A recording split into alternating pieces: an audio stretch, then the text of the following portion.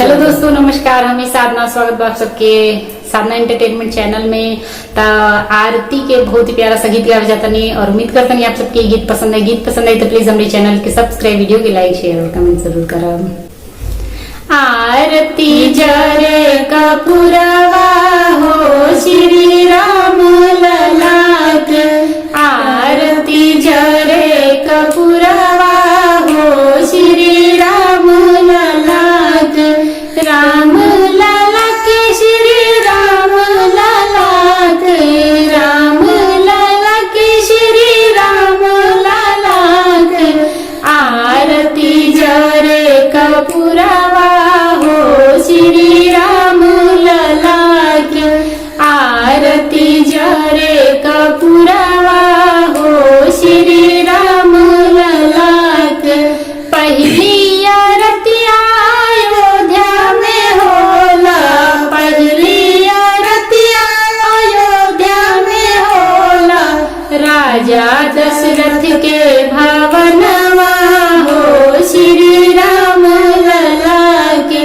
राजा दशरथ के भवनवा हो श्री राम लला के,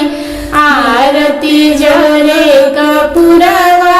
हो श्री राम लला के, आरती जरे कपूरवा हो श्री राम लला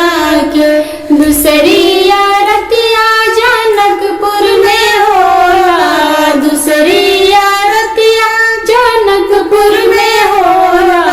राजा जनक के भवनवा हो श्री राम लला के, राजा जनक के भवनवा हो श्री राम लला के, आरती जरे कपूरवा हो श्री राम लला के, आरती जरे कपूरवा हो श्री राम लला के। तीसरी आरतिया मथुरा में होला, तीसरी आरतिया मथुरा में होला, नंद बाबा के भवनवा हो श्री राम लला के, नंद बाबा के भवनवा हो श्री राम लला के, आरती जरे कपूरवा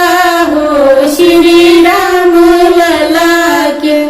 आरती जरे कपूरवा हो श्री राम लला के, राम लला के श्री राम लला के, राम लला के श्री राम लला के, आरती जरे कपूरवा